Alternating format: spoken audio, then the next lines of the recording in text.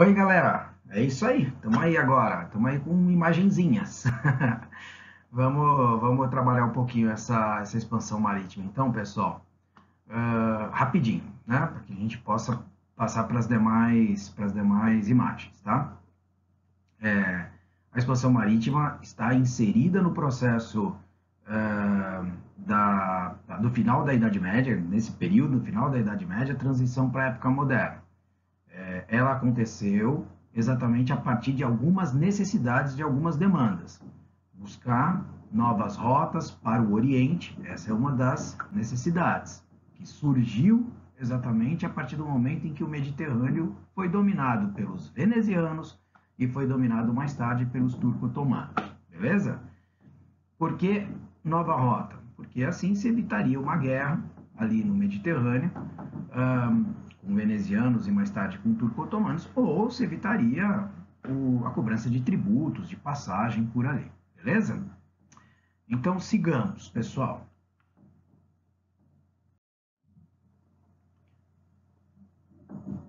Aqui você tem as causas do pioneirismo português dentro desse processo das grandes navegações. Então, de novo, vamos repetir aqui a questão, né? É importante a gente entender que Portugal e mais tarde a Espanha e mais tarde as demais nações europeias estão buscando novas rotas alternativas ao Mediterrâneo. A ideia é chegar no Oriente. Por quê? Ali estão os principais produtos negociados desde a Idade Média no mercado europeu. O caminho até então conhecido, o caminho mediterrâneo, estava monopolizado pelos italianos, os venezianos mais especificamente, e mais tarde pelos turco-otomanos, né? A partir exatamente da queda de Constantinopla, 1453. Quem começou todo esse processo? O desvio das rotas, da rota mediterrânica para o Oriente, a busca por uma rota alternativa. Portugal. Por quê? Porque, vamos lá, pessoal, Portugal centralizou-se precocemente. O que quer dizer isso? Portugal, durante o período final ali do século XIV, passou por uma revolução, a Revolução de Avis, né? Como falamos em aula, né, presencial.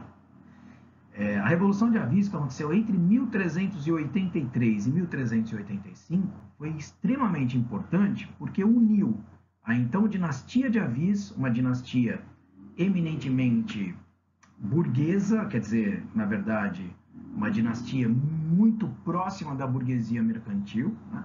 E essa poderosa burguesia mercantil ficava no litoral português.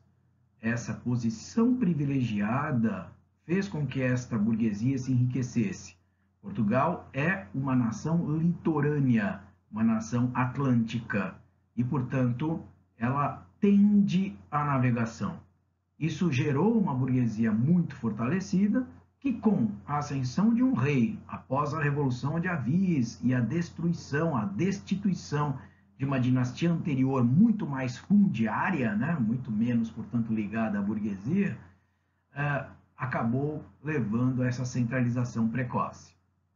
Uma outra questão muito importante, pessoal, é que Portugal não tinha internamente, a partir do século XIV, tantos conflitos como, por exemplo, as demais nações. Então, vamos lembrar, por exemplo, Espanha nem tinha sido formada ainda, mas você vai ter lá os reinos cristãos de Leão, Castela, Navarra, Aragão, lutando na chamada reconquista da Península Ibérica, né? Portugal tinha se destacado desta guerra de reconquista e se isolou, enquanto as demais nações, antes da Espanha ser formada, continuavam em conflito com os árabes. Portanto, Portugal está em uma relativa paz ou em conflito solo contra os árabes, contra os muçulmanos naquela área por onde ele se estendeu, enquanto as demais nações estão unidas numa luta constante contra os muçulmanos no restante da Península Ibérica. Portanto, há um isolamento de Portugal e uma relativa paz interna. Se a gente for pensar na França e na Inglaterra, França e Inglaterra estavam em constantes conflitos internos e entre elas, né? No final do século XIV, na verdade de meados do século XIV em diante, né? Começou a Guerra dos 100 Anos, vamos lembrar. Então, nós temos aí Portugal tranquilo, né, em relação à aliança com a sua burguesia, né? Enquanto a França e a Inglaterra estavam numa luta muito dispendiosa, muito complicada, com muitas baixas, né, com muitos problemas econômicos e sociais, né? Bom, tudo isso e, sobretudo, esta ligação entre o rei e a burguesia gerou, obviamente, com os interesses ou com esse interesse mútuo, né, os estudos navais, ou seja, a chamada Escola de Sagres, uma área, né, destinada aos estudos navais, acabou sendo um resultado de investimentos público-privado, né, que acabam da associação, né, da aliança de instituições privadas com o próprio rei, com a própria corte, gerando, então, a aposta, a contratação de intelectuais, de cientistas, etc., que pensassem as questões navais. Daqui surgiram as naus, as caravelas, as grandes embarcações que singrariam os mares, né, que cheirariam ou que chegariam em alto mar com os seus instrumentos de direção, bússola, astrolábio, né, sextante, acoplados ali nas embarcações, o que possibilitaria a saída daquela navegação, né, até então conhecida como cabotagem. Beleza? Sigamos. Bom, como eu falei para vocês há pouco, né, a expansão marítima ela é causada ou ela é uma consequência exatamente da necessidade que se fez de se buscar uma nova rota a partir dos venezianos controlando o mar Mediterrâneo, né? Uma outra questão está que a partir da intensificação do comércio no final da Idade Média, séculos 13 e 14, uma necessidade de se buscar mais metais preciosos, para se cunhar moedas, para se gerar moedas necessárias para o desenvolvimento de um comércio cada vez mais ativo na Europa, né? Então, há um esgotamento natural de ouro e prata na Europa, uma intensificação comercial cada vez maior, uma maior necessidade de moedas e, portanto, maior necessidade de se buscar metais preciosos. Esse é o ponto de partida daquilo que seria chamado mais tarde de mercantilismo, né? Ou de, pelo menos, uma das principais características do mercantilismo, que seria o metalismo, certo, pessoal? Bom, aqui você está vendo, né,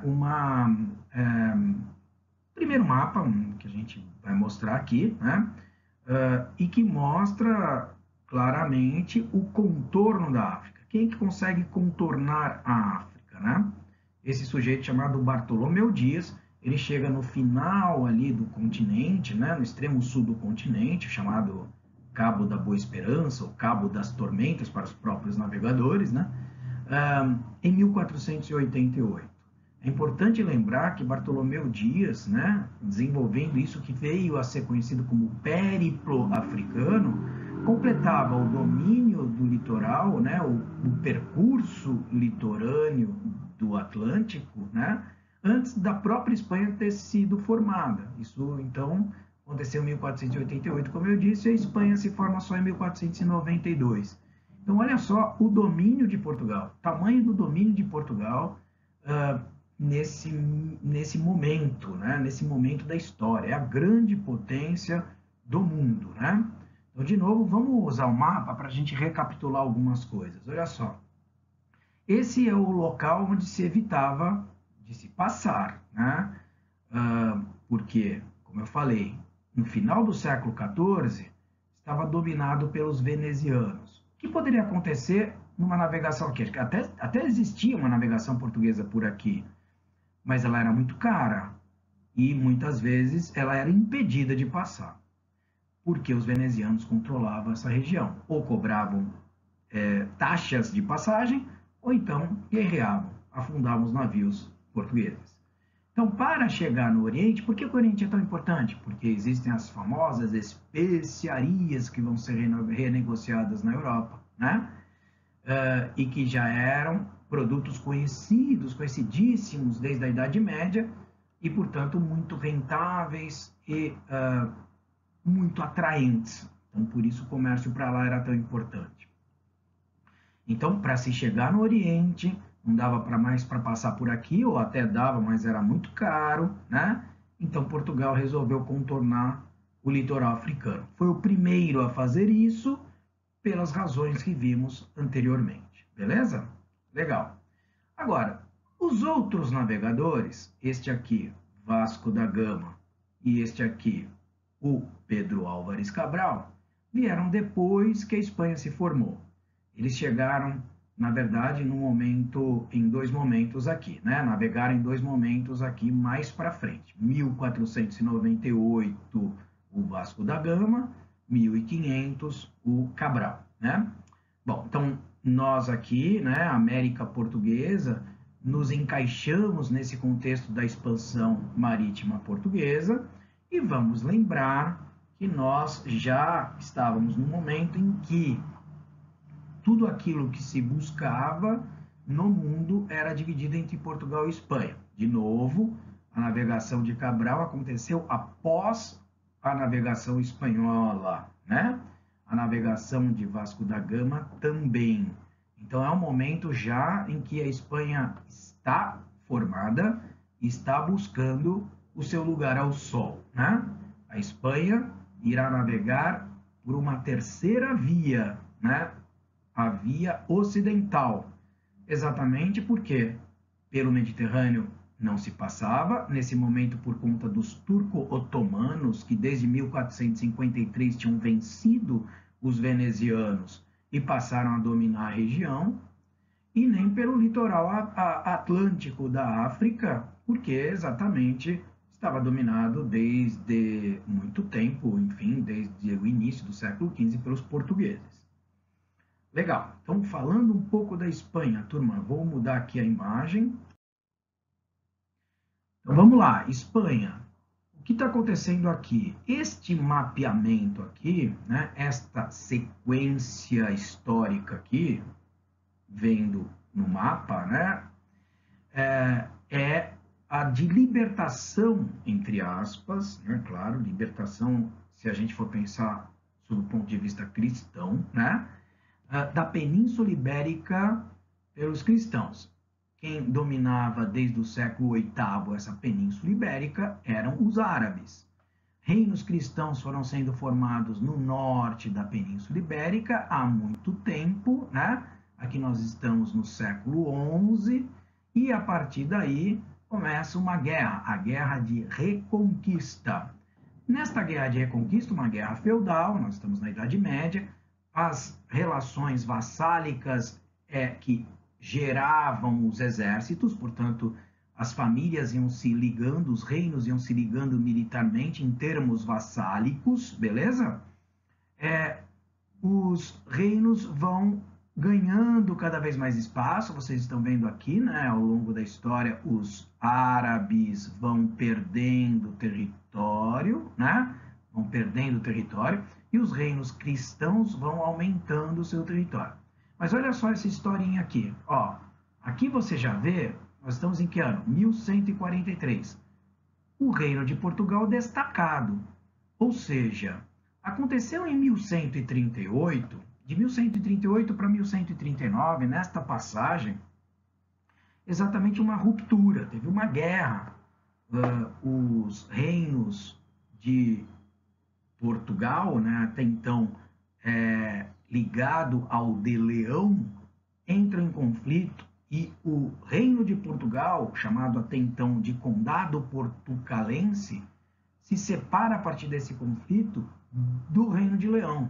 Só para dar nome aos bois, o primeiro rei de Portugal, aquele que conduz essa guerra, chamava-se Afonso Henriques, era filho do poderoso Henrique de Borgonha, que se vinculou a Leão tempos atrás, tempos anteriores, né? E este filho do poderoso Henrique de Borgonha, o Afonso Henriques, acabou cortando relações com o Reino de Leão, não mais, então, vinculado vassalicamente ao Reino de Leão, chamado Afonso VII, né, o rei de Leão, e passa a desenvolver uma carreira solo, né? Cria um reino, o Reino de Portugal, e aqui então começa, pessoal, esse reino a se tornar independente do resto da península. Então, aquela história que eu falei para vocês até então, né, que aqui ainda não tinha acontecido a Revolução de Avis, mas aqui já tinha, né? Já estávamos aqui em mais de, digamos aí, 70 anos, né, da dinastia de Avis no poder. Ela entrou no poder desde 1385, né?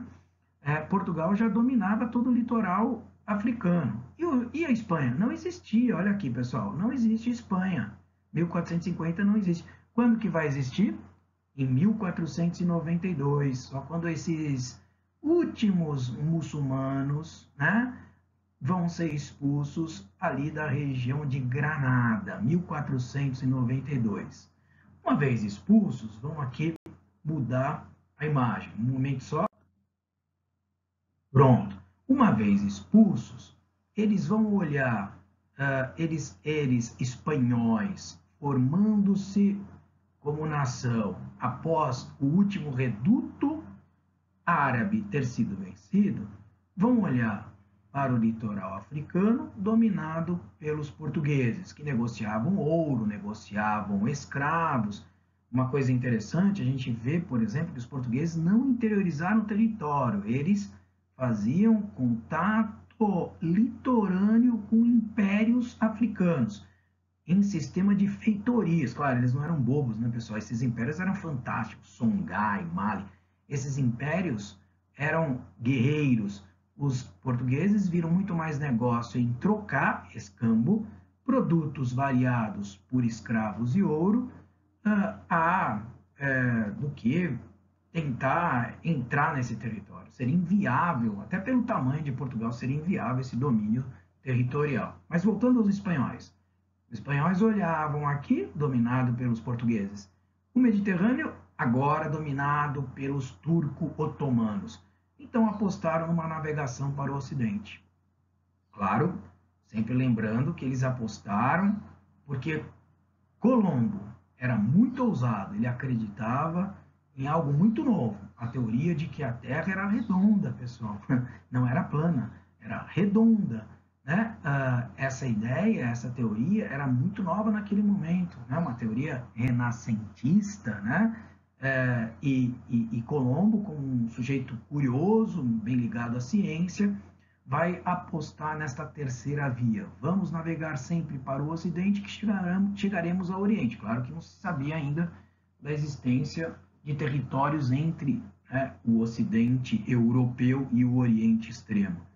Ele vai descobrir isso sem querer, né? E, na verdade, aí sim, né, sem querer, ele vai ter uma visão de que teria chegado nas Índias, né? Tem até um mito de que ele teria chamado os nativos aqui de índios, né? Enfim, de qualquer forma, pessoal, é interessante a gente pensar que a partir desse momento começa a se discutir mais seriamente tratados ibéricos. E essa história de uma discussão posterior a 1492 de tratados ibéricos, né, nos leva a crer piamente que Cabral teria viajado para cá com intenção de viajar para cá. Afinal de contas, este tratado, que foi um tratado papal, chamado Bula Intercoetera, ele dava a Portugal tudo aquilo que ele já tinha. Ele concedia à Espanha tudo aquilo que poderia ser conquistado. Então, tudo que fosse ou estivesse a oeste deste tratado seria da Espanha, ou seja, um vasto mundo a ser conquistado. Tudo que estivesse a leste desse tratado seria de Portugal, ou seja, já o que Portugal conhecia e já tinha. Então, os portugueses bateram o pé e passaram a esticar este tratado, né, para o oeste. Então, nós temos aqui essas 370 léguas a partir de Cabo Verde, o que configura, né, uma linha imaginária chamada Tordesilhas. Esta linha de Tordesilhas é fruto de várias discussões. Por que Portugal teria discutido se tivesse interesse em navegar também para o Ocidente? Essa é uma questão. Pessoal, ficamos por aqui por enquanto. Encontro com vocês na live ali, né, na sexta-feira. Façam o formuláriozinho que eu coloquei ali para vocês na sua sala, tá bom? E a gente se encontra. Beleza? Até as próximas aulas, pessoal.